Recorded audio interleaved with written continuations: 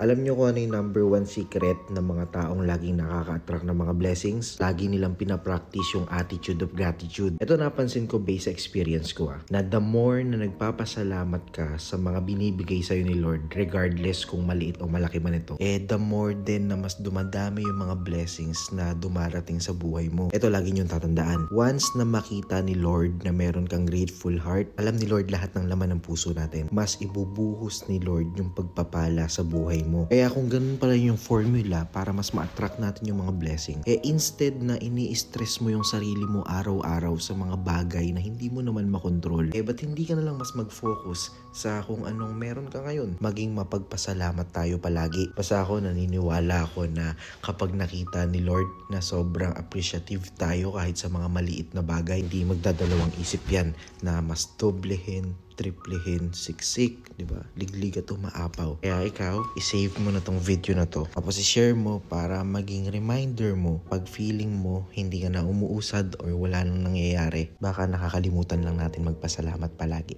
Follow me for more.